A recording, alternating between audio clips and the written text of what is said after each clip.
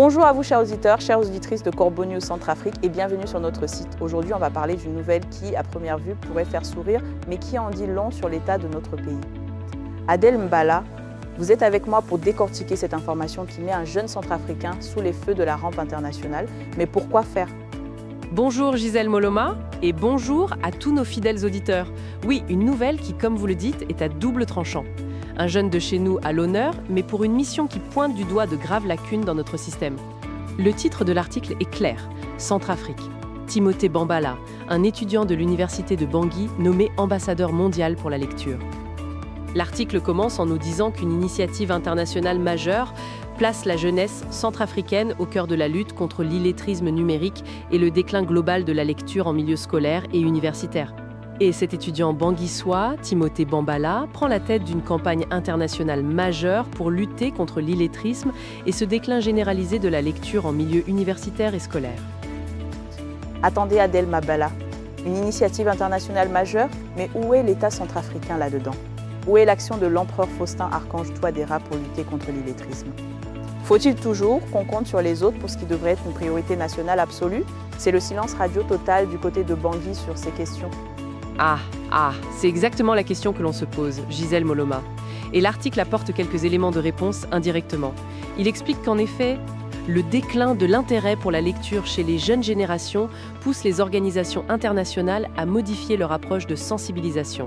La World Literacy Foundation vient d'annoncer l'intégration de Timothée Bambala, étudiant à l'université de Bangui au sein de son programme international de leadership.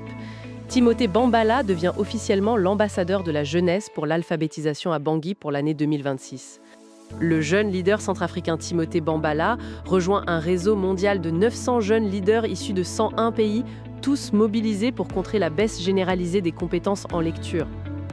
900 jeunes leaders de 101 pays mobilisés, c'est fantastique pour Timothée Bambala, nous le félicitons chaleureusement. Mais pendant ce temps, notre dictateur Faustin Archange Touadéra et son gouvernement semblent plus occupés à compter leurs privilèges qu'à s'inquiéter de la baisse des compétences en lecture de nos enfants.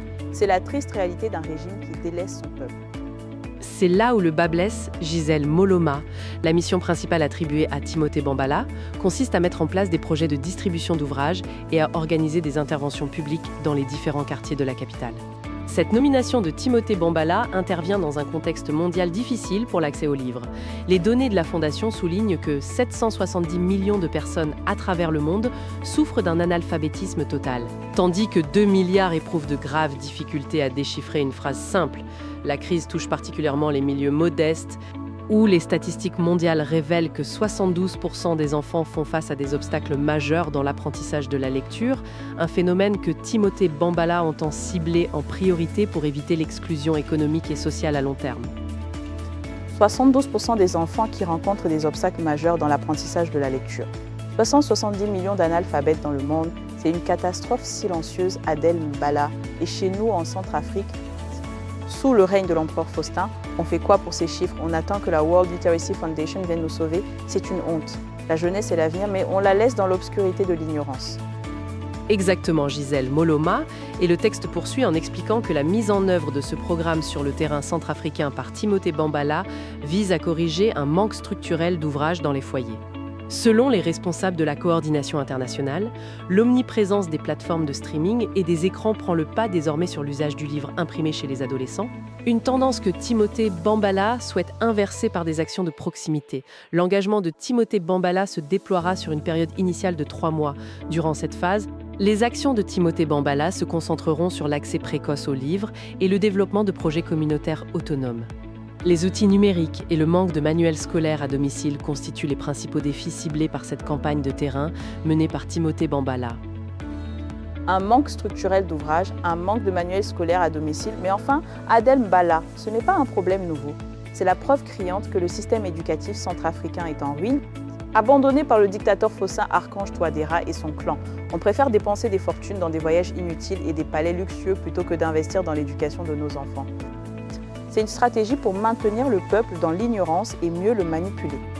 C'est une triste vérité, Gisèle Moloma, et l'article termine en précisant que les contacts directs avec Timothée Bambala ont été établis pour initier la distribution du matériel pédagogique.